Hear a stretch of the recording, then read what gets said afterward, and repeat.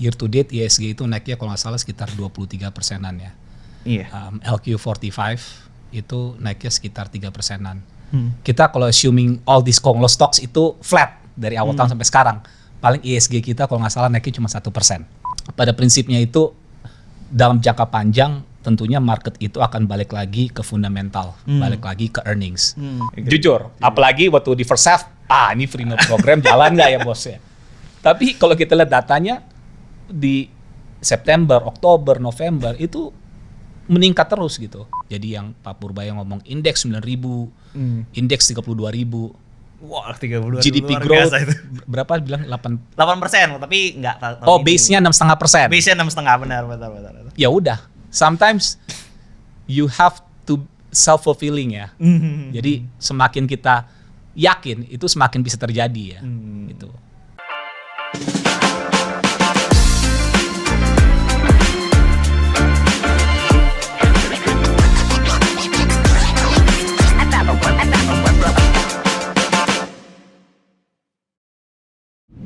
Sit back, relax, let's talk. Welcome to Spot.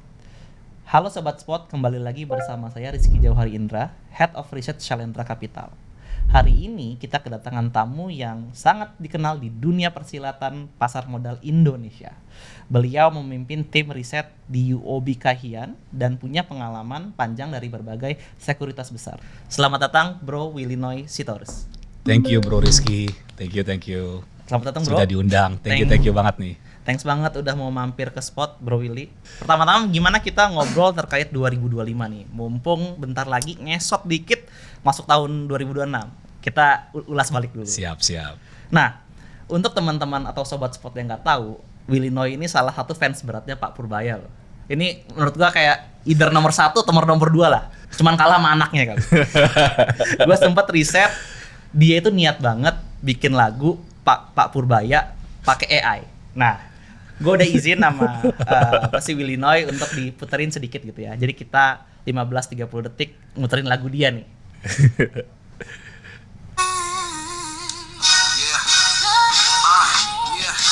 Purbaya baru naik tahta, langsung bikin geger.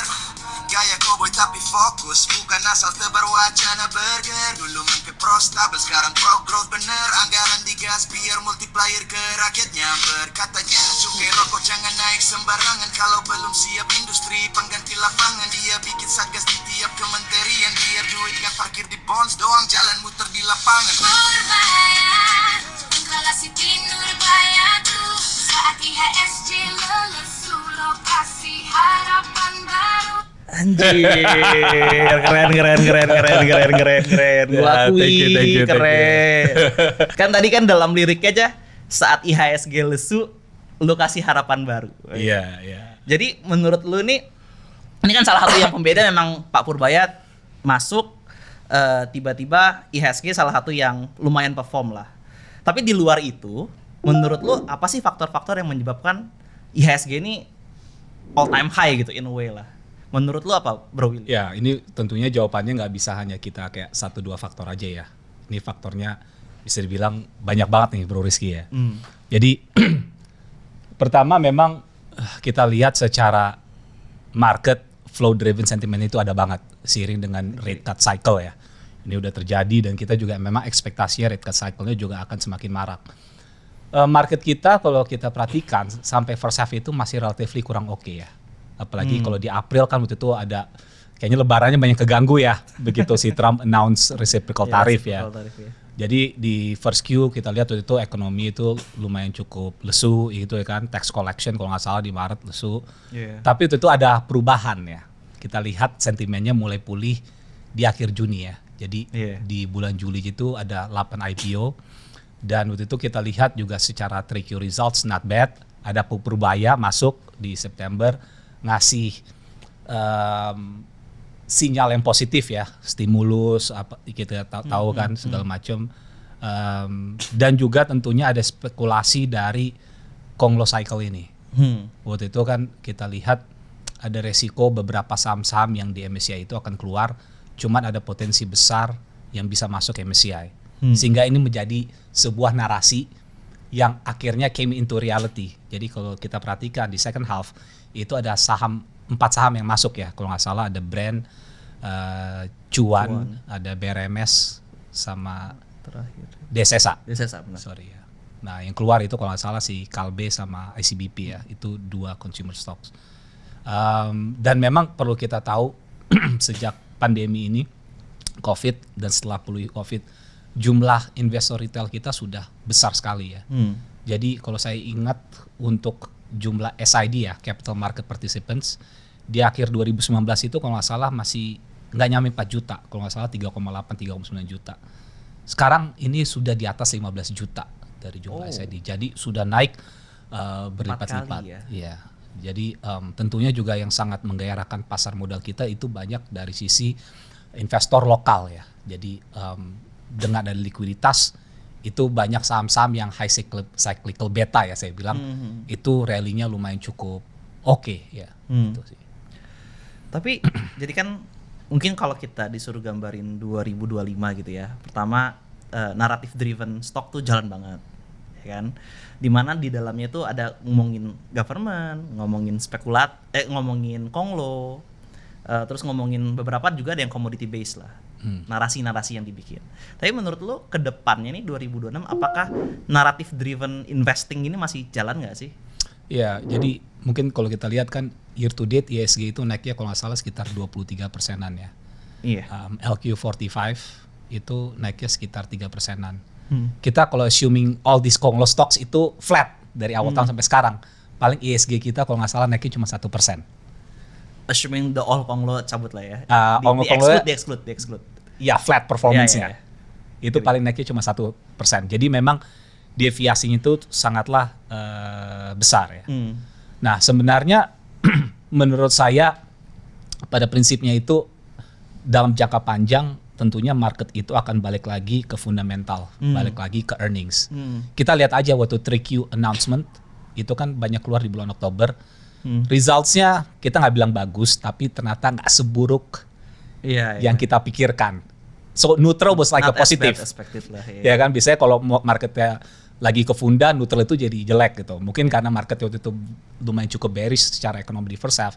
3Q-nya juga relatively jadi oke. Terus kita lihat likuiditas perbankan LDR-nya juga mulai improve. Sempat ada rotasi ke consumer, ke banks. Walaupun itu sebentar aja ya. Jadi yang kita lihat untuk tahun depan sih sebenarnya ini menarik ya. Tapi this flow atau narrative driven market itu masih akan tetap ada. Walaupun menurut saya sebenarnya kita juga harus melihat the fundamental aspect ya. Jadi bottom up plays itu penting, dan salah satu juga yang kita lihat adalah mungkin kalau tahun 2024 kita beli big caps dengan dividend yield yang tinggi. Dulu kan ngomongnya takut dividend trap gitu kan. Habis bagi dividen, ex dividen, saham turun, naiknya susah. Kalau sekarang itu mungkin bisa jadi lebih relatively lebih oke. Kita lihat dividend yield sekarang banks itu bisa 7-8%, Astra juga dividend yieldnya 6-7%, mungkin potensi duitnya banyak banget bisa naik lagi. Ya, Telkom juga ada potential corporate actions juga, itu mungkin potensi dari sisi dividennya juga oke. So looking at narrative, this dividend trap risk itu jadi semakin lebih resikonya lebih kecil. Jadi ini menarik juga cari aset yield yang tinggi ya. For the first time ya, in the long time kayaknya dividend yield big banks ini ngalahin government bond. Kayaknya nggak jarang-jarang ini. Iya. Ini menarik sekali. Ini salah satu anomali di pasar yang kayak gue berapa tahun di market nggak pernah nih ngeliat yang begini nih. Iya, menarik. Dividend yield big banks ngalahin government bond. Iya, waktu itu kan kalau nggak salah 2 tahun lalu paling kayak the big caps gitu dividend yieldnya 5% tuh gede banget. 4-5%. Bond was 7.1%. Sekarang bond berapa? 6.1, 6.2. The dividend yield 7% tuh udah biasa aja sekarang. 8% tuh udah biasa aja gitu. Dengan ada pro growth narrative ya kan, kita lihat juga governmentnya juga mulai banyak injeksi kayak SRB-nya kan itu placement ke commercial banks 200 triliun, ada stimulus lagi. Semestinya ini bisa bikin pasar itu seperti strategi report kita di OBI, kita judulnya itu adalah a broader market narrative. A broader market narrative. Yeah. Gimana tuh? A broader market narrative itu artinya kalau tahun ini kan oke lah, ini Konglo yang rally ya. Mungkin yang punya saham-saham yang Funda, Lagi tiarap dulu bentar lah. Tiarap dulu. Istirahat dulu. menurut saya personally tahun depan semuanya bisa happy. Tapi tentunya dengan risk adjusted return masing-masing ya. Iya, understand. Kalau kita mau beli big caps terus kita ngarepin sahamnya double triple ya sulit. Unlikely. Unlikely. Tapi ini barang, jadi kita mau nyari flow driven atau kita mau nyari cash flow Terus driven. ada juga Iya. going to next year. Sama-sama flow. Iya, Cuman iya. flow-nya menurut saya sih ke depan masih oke. Jadi menurut lo tahun depan tuh, kalau tahun ini tuh kemungkinan besar yang jalan untuk hanya naratif, very flow driven. Next year malah double. Jadi yang fundanya karena generate dividen yang lumayan besar, Iya. jadi ngasih buffer yang lumayan menarik untuk saham-sahamnya, untuk investor yang cukup konservatif. Iya. At the same time yang naratif juga masih jalan. Iya, karena juga begini sih, kan Indonesia ini biasanya orang takut karena rupiah. Understand? Rupiah selama udah structurally kita melemah terus ya. Saya ingat waktu pertama kali join market, rupiah itu masih 8.400, 9.000. Itu kalau nggak salah akhir 2009 join ya. Habis itu di 10.000 sekarang udah 16.7, 16.6. Nah ini sebenarnya market ini menurut saya masalah expectation ya. Kalau kita berharap rupiahnya menguat tahun depan, itu menurut saya adalah komunikasi yang tidak pas. Ini pribadi ya. Menurut lo? Menurut saya rupiah kalau berdasarkan ekonomis kita expect tahun depan itu rupiah average-nya itu di level 16.900. Average-nya? Iya. Oke. By year end itu di sekitar 17.000. Oh. Nah ini kalau kita mau sedikit bottom up, pasti kan ini nggak bagus buat earnings top down in general lah. Iya. Kita ngomongin consumer ya. Cuman balik lagi, mau itu by consumer atau idea related revenue, banyak companies yang melakukan cost efficiency here and there, melakukan disruption, new class markets yang mereka approach. Nah itu yang kita digin bottom up. Sebenarnya itu justru jadi potensi untuk saham-saham yang bagus itu bisa grab market share and disrupt the market gitu. Jadi kalau kita mau take a full top down approach, oke, ya sulit gitu. Toh juga kalau misalnya rupiah 16.7 ke 16.9 kan potensi growth-nya lumayan besar. Ya. Dan dividend yield-nya juga lumayan besar. Ya. Jadi 2025 kita EPS growth itu mungkin flat ya, di bawah 5%, low single digit. Tahun depan kita expect accelerate. Itu kalau nggak salah ke level 9% for next year ya. Ini general earnings aggregate dari universe kita ya. Sorry, earnings growth lo expect berapa tahun 9%. depan? Oh, 9%. Ya. Iya. Ya. Loan growth perbankan mestinya akselerasi juga ya. Ya. Sebenarnya angka rupiah 17.000, 16.900 itu sebenarnya in percentage itu nggak gede sih sebenarnya. Nggak gede. Nggak gede sebenarnya. Nggak Cuman gede. secara psikologis memang agak menakutkan. Karena Iya. kan tiba-tiba kayak wah udah 17.000 lagi nih. Iya. Cuman sebenarnya paling penting tuh kalau dari sisi gue kayaknya lebih ngelihat yang penting revenue growth-nya and loan growth-nya itu jalan gitu. Yes, agree banget. Gitu. I think yang dulu biasanya kita lihatnya bottom line EPS, menurut saya ya revenue ya grow aja gitu. Gitu. Toh juga kenapa kita nggak disupport dari sisi financial sector, kita juga bisa bilang sehat banget. Kita lihat perbankan kita dari sisi NIM one of the highest in the world, dari sisi capital atau tier 1 capitalnya juga one of the highest gitu. Banyak industri kita yang butuh dukungan dari sisi finansial, dan ini kita expect dari sisi pertumbuhan omset gitu semestinya akan oke ke depannya ya. Which is in line dengan targetnya atau objektifnya pemerintahan sekarang. Yes. Very interesting. Nah, tadi kan kita ngomongin sedikit kayak ngomongin government, objektifnya government, ekspektasi kita tahun depan gimana. Tapi kalau ngeliat dari sisi global sedikit, kan di luar tuh banyak yang tematik gitu ya. Kayak AI, dedolarisasi. Kalau di Indonesia tuh gimana, Bro? Ada tematik yang very interesting nggak untuk dilihat? Ya, kan ada tema yang local friendly, ada tema yang global friendly ya. Iya. Kalau tema yang local friendly, mungkin kayak kita tahu di lapangan free meal program agak jalan lah. Iya. Jadi perusahaan yang poultry atau susu mungkin secara revenue atau omset diuntungkan. Iya. Udah kelihatan beberapa di third quarter. Ya, this is I call local friendly. Local friendly. Iya. Tapi mungkin kalau kita ngomong ke global, ngomongin ini story-nya kurang seksi gitu ya. Iya. Ya kan, story-nya harus yang AI, gold gitu atau copper gitu. Nah, menurut saya sebenarnya tema yang di Indonesia yang kita ngomong secara global team yang menarik itu adalah copper. Copper. Iya. Karena mau gimana pun kan sekarang kita tahu tuh ada news kalau AI investment atau capex cycle itu bisa more than $1 trillion. You know, gede banget. Gede banget. Balance sheet-nya Fed aja paling berapa? $7 trillion. $7 trillion. I mean, this is massive money gitu ya. Sepertujuhnya for 1 year Iya. gitu, atau few years lah. Iya. Few years. Dan AI ini butuh apa? You need power grid, you need energy, untuk unit data centers, ya itu banyak kabel. Kabel itu di dalamnya apa? Salah satu Copper banyaknya gitu. Dan berarti kan ini ada additional demand dan kita tahu untuk copper ini mirip karakteristik supply-nya sama gold. Meaning kalau kayak gold sama copper kita tarik compounded annual growth rate-nya 10 sampai 15 tahun ke belakang itu paling naiknya cuma 0 sampai 1%. Sorry, ini apanya? Supply. Oh, supply-nya. Produksi. Sorry, productionnya. Oke. Sedangkan ada additional demand dari yang huge cycle ini. So sebenarnya ini kan menjadi global thematic cycle yang menurut kita lumayan cukup menarik ya. Just Dan- bisa di play juga di Indonesia. Iya. Karena balik lagi mungkin segera konteks ya. Di Indonesia ini kan bisa dibilang komoditas kita sangat diversified. Iya. 2004 begitu globalization boom, coal kita booming kan. Iya. Wah, habis itu properti jadi booming, purchasing power jadi meningkat segala macam. 2017 waktu itu kan setelah ke Presiden Jokowi waktu itu kita fokus ke hilirisasi. Wah, nikel kalau nggak salah 2017 cuman market share 7%. Sekarang setengah dari dunia itu nikel udah dimiliki sama Indonesia. Gold waktu itu mungkin top 12 kita. Gold producer. Sekarang berapa ya? Sekarang udah top 4. Oh, wow. Interesting. Gua Copper nggak ini level kita top masih kalau nggak salah I forgot tapi masih level agak bukan top 5 atau top 7 atau top 8. Cuman ini menurut saya potensinya itu bisa besar banget ke depannya ya. Intinya Indonesia kita we're always rich lah.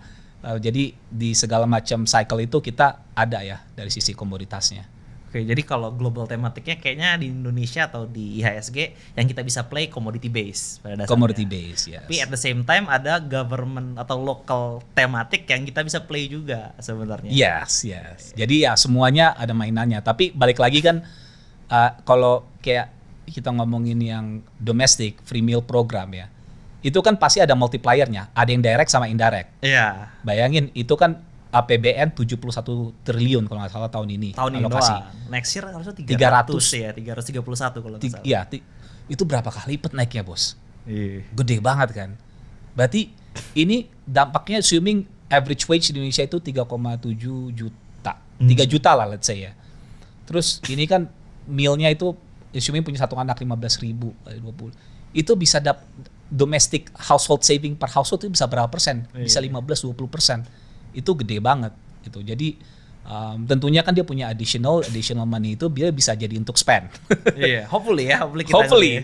Nah, ini kan multiplier yang mungkin bisa dibilang banyak investors menurut saya itu lumayan cukup skeptis. Benar, agree. Jujur, apalagi waktu di first half, ini free meal program jalan nggak ya bos ya.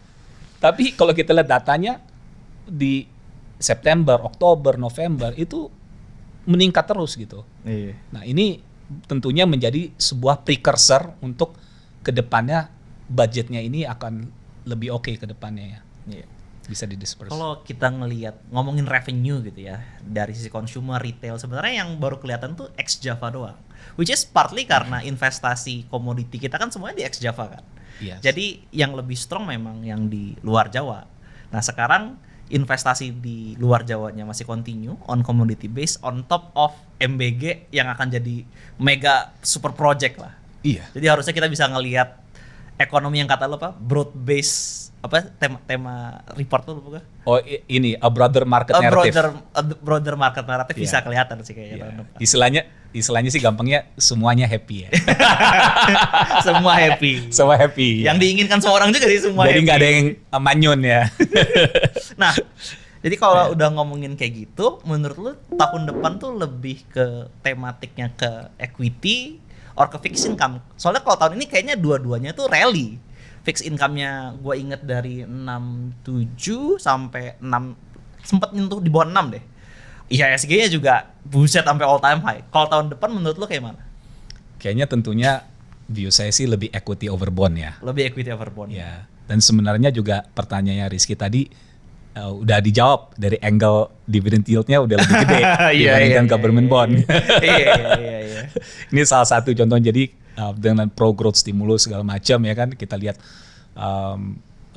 sirkulasi uang ya, dari baik itu M1, M2, money supply juga sudah mulai akselerasi. Ya tentunya dengan growth ini ya pasti lebih menarik ya equity ya ke depannya. Oke. Tapi kalau kita ngomongin equity kan belakangan yang participate tuh kebanyakan lokal gitu ya. Kayaknya foreign tuh masih outflow gitu. I'm not sure angkanya berapa tapi harusnya outflow. Beberapa bulan terakhir apakah lu ngerasa foreignnya ini masih skeptis juga kah? Atau udah mulai interesting nih kayaknya masuk ke Indonesia? Menurut lu gimana? I think semuanya ini masalah chicken and egg ya. Chicken and egg. Yeah. Jadi kalau bearish ya wajar, tapi kalau saham kita pada naik semuanya ya kan, terus yang fundanya juga naik gitu, rupiahnya mungkin agak pegel-pegel dikit lah, tapi nggak terlalu parah banget. Terus mereka dapat pressure gitu, ya ujung-ujungnya mereka akan lihat Indonesia, ya kan? Karena kalau gue sih ngelihatnya prinsipnya gampang sih. Ini angka yang paling simple yang biasanya kalau gue marketing ke luar ngomongnya gini. Malaysia sama Thailand ya, itu secara GDP dibandingkan Indonesia itu 2,5 sampai 3 kali lipat lebih besar daripada mereka. Iya. Ya, nanti bisa dicek datanya. Secara ya. GDP ya, Secara GDP. Tapi kok MSCI weighting kita bos lebih kecil, ya kan? Indonesia kalau nggak salah 1,3 sampai 1,4%. Iya. Mereka itu Malaysia itu di atas 2%. Ya. Iya. Jadi sebenarnya nih ada yang salah aneh nih, agak aneh. Iya, agak lain nih, yang salah Agak gitu kan. Ya tentunya mungkin mereka lihat Indonesia rupiahnya melemah, current account deficit kita udah dari dulu defisit ya, dari sejak tahun 2012 rupiah structurally melemah. Ya tapi kan kita we need that pro growth, we need that optimism, we need that confidence. Kita butuh lagu Purbaya tadi ya gitu. Tunjukin kan. Supaya money inflow juga masuk gitu. Benar. Karena mau gimana pun Indonesia is very rich in culture, rich in commodity ya kan. Ya tentunya ya of course there are hurdles along the way. Cuman menurut saya sih optimism ini penting banget ya. Jadi yang Pak Purbaya ngomong indeks 9.000, indeks 32.000. Wah, 32 GDP luar growth biasa itu. berapa bilang 8. 8%, tapi enggak. Base-nya 6,5%. Base-nya 6,5, benar. Ya udah, sometimes you have to self-fulfilling ya. Jadi semakin kita yakin itu semakin bisa terjadi ya. Gitu. Jadi ini lu lebih enak marketing keluar pas ntar udah keluar first quarter kali ya? Iya lumayan lah. Ya. Even 3Q-nya juga not bad ya. Not bad ya? Karena the expectation was very low. Oh iya. And then kalau kayak misalnya gue track gitu 3Q, terus itu gue track 3Q tuh yang kayak dairy, gue track yang kayak poultry, atau yang berhubungan dengan free meal related. Oh revenue-nya Q on Q sama year on year-nya grow-nya lumayan ya. Maksudnya Indonesia is not that bad gitu. Mungkin banks-nya agak lumayan struggle. Cuman the rupiah related businesses is not as bad as I think ya. I thought ya.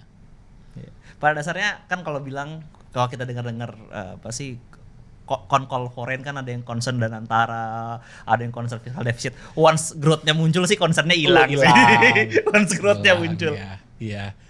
Jadi Indonesia ini mau gimana pun this is a very big country gitu. Jadi ya we don't deserve a MSCI weighting of berapa 1,4%.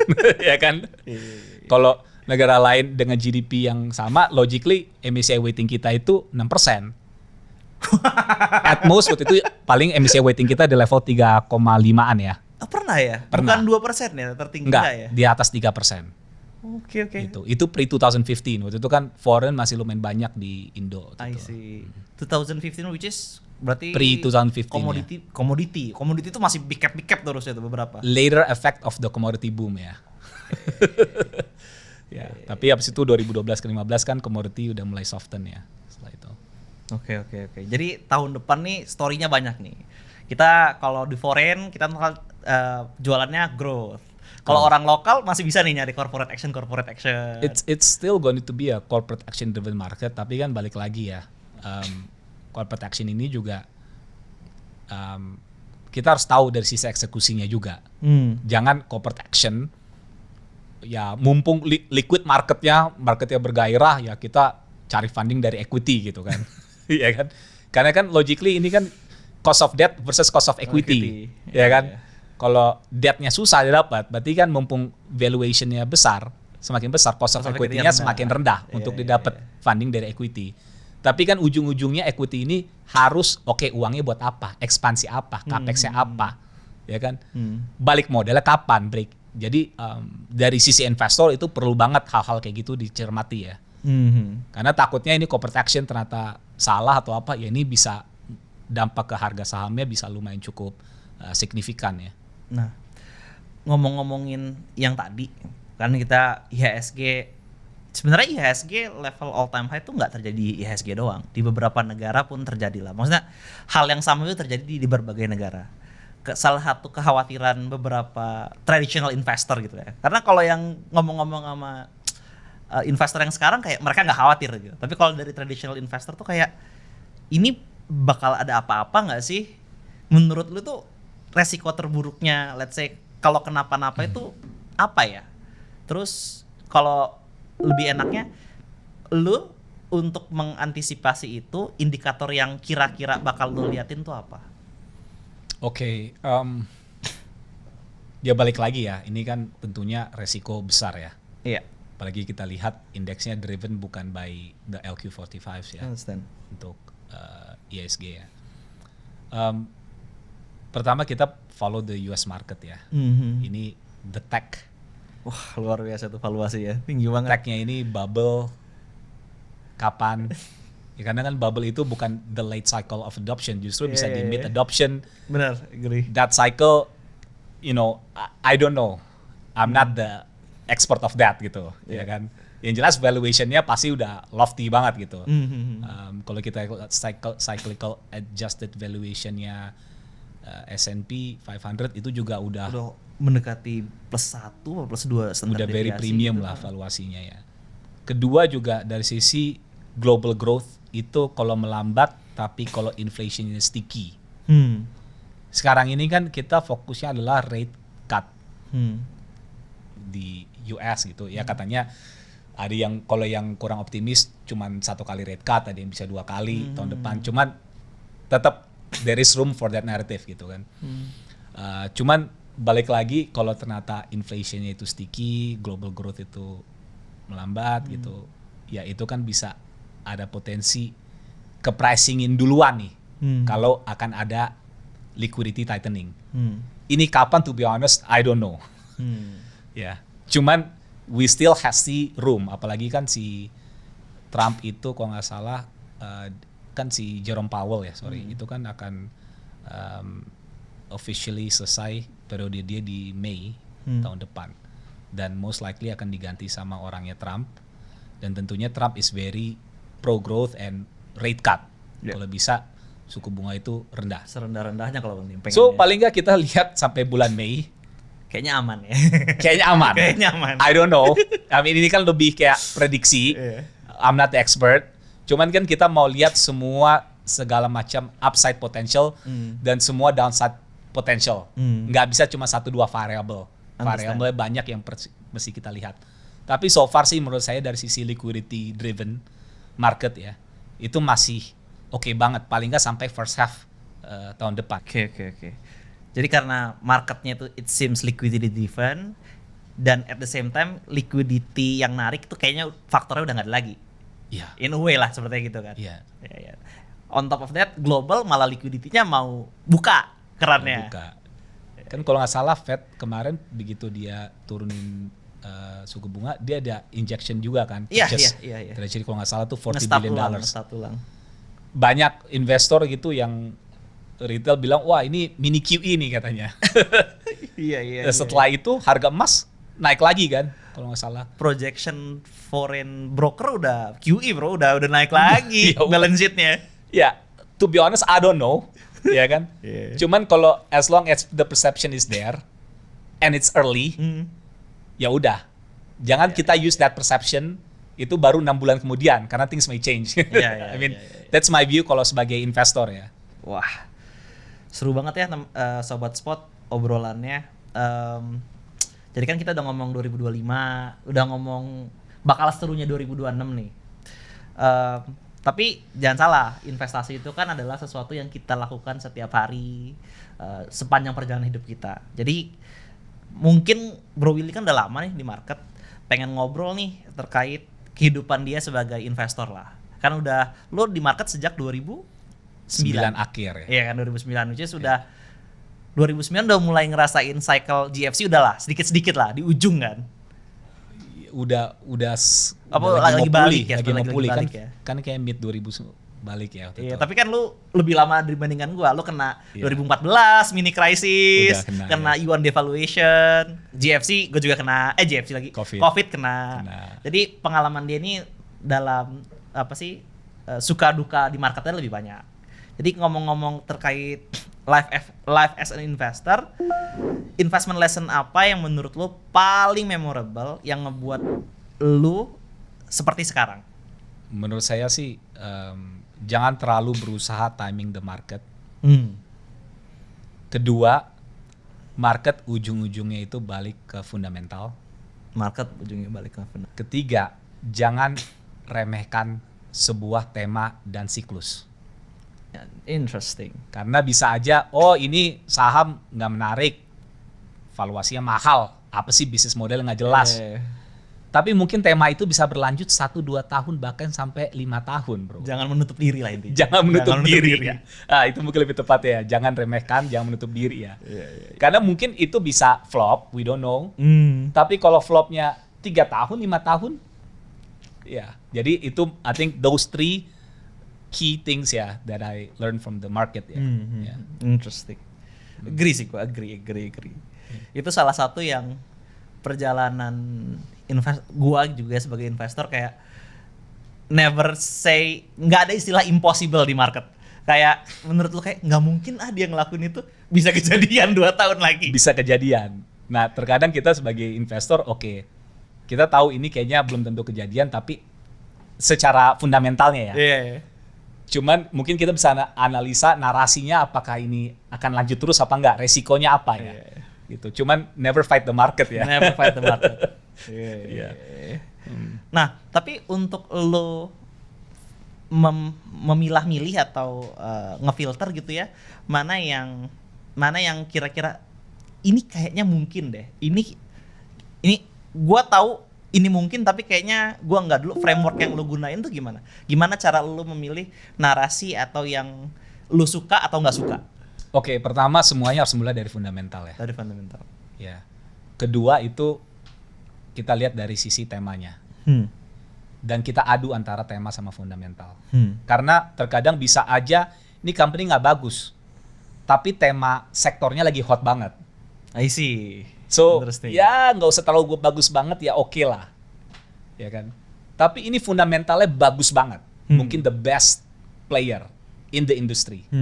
Cuman temanya lagi tidak mengarah ke sana. Ya udah, ini kita tampung aja. Kita filter ini sebagai good fundamental companies. Tapi balik lagi, kan never fight the market ya.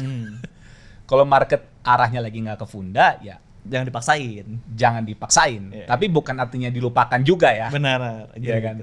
Gitu. Tapi kalau ini lagi lari ke tema ini kan someday will be over. Agree. Mungkin say dari 5 saham yang diuntungkan dari tema ini, mana yang bisa survive, gitu. Atau nggak survive, atau semuanya oke, we don't know. Jadi tentunya yang itu yang kita lihat ya. Jadi antara public valuation sama fundamental valuation itu harus kita analisa secara berbarengan ya.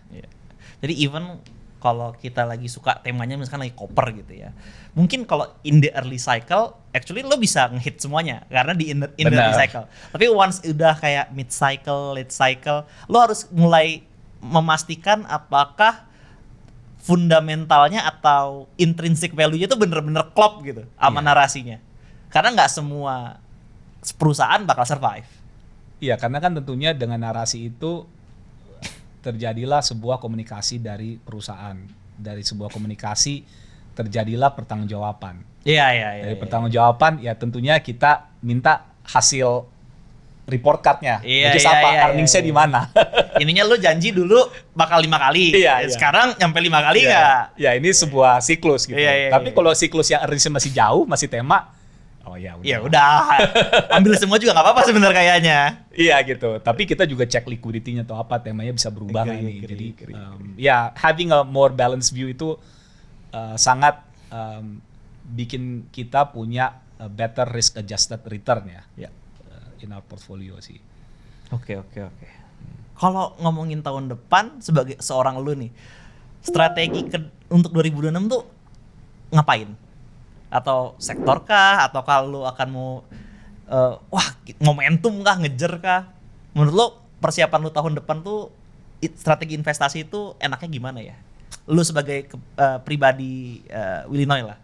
Oke, ini this is my rule of thumb, tapi Hmm. enggak ya tentunya ini bisa berubah terus tergantung sikon. Itu kalau gue pribadi cash 20%, big caps dividend yield itu 20%, bottom up itu sekitar 30%, high beta cyclical atau konglo atau whatever stocks you call that itu sekitar 30%. Cash 20%, big cap dividend yield 20%, Bottom up, bottom up 30%. ya bottom up itu intinya ekonomi kemana lu nggak usah peduli. Ya pokoknya yang lagi turn around, best in Yeah. class gitu Yeah, lah ya. yeah. Terus 30% terakhir apa? High cyclical beta. High cyclical beta. Ya, gitu. Very interesting. Ya, tapi tentunya itu bisa berubah. Bisa ya. berubah ya. Kita Yeah. ngelihat situasi. Tapi lah kan pada harus ada basisnya dulu gitu. Benar. At Ya. least for the start kayaknya komposisi ini lumayan oke lah for the start. Lumayan oke ya. Iya. Ya. Maksudnya untuk teman-teman sobat spot juga harus aware. Maksudnya komposisi ini bisa berubah sesuai dengan kondisi market nantinya. Yes. Iya. Oke. Pertanyaan terakhir nih, Bro Willy, yang kita selalu tanyakan ke tamu spot. Kalau Bro Willy harus merangkum filosofi investasinya Bro Willy dalam satu kalimat, itu apa? Oke. Mungkin dari sisi filosofi ya. Mungkin filosofi dari me as analyst kali ya. Boleh. As a head of research ya. I think di pasar modal tugas saya bukan hanya menebak masa depan, tapi menjaga disiplin risk and reward agar klien siap memanfaatkan setiap perubahan siklus. Ya, I think that's the best ya.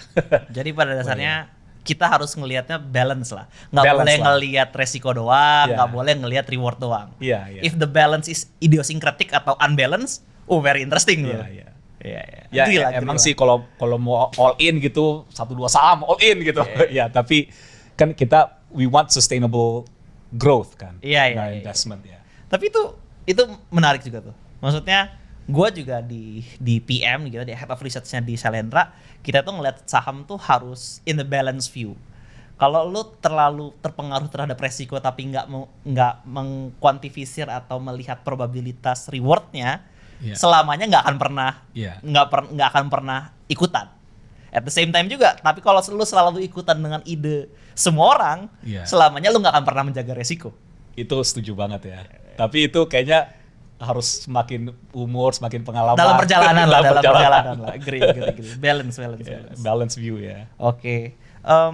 So thanks Bro Willy udah nyempetin waktunya ngasih sobat spot juga insight-insight yang sangat membantu nih untuk memasuki 2026 untuk menghadapi harusnya lebih happy lah kan istilahnya tadi semua happy. Semua Ini happy. tahun semua happy. A broader market narrative. Our broader market narrative. Jadi thanks banget udah datang ke Sama-sama Bro Rizky. podcast Spot. Hopefully ntar kita bisa ngobrol-ngobrol lebih panjang lagi Siap. memasuki tahun depan. Nama saya Rizky Jauhari. Saya Willy. Kami berdua pamit. Sampai jumpa di episode Spot selanjutnya.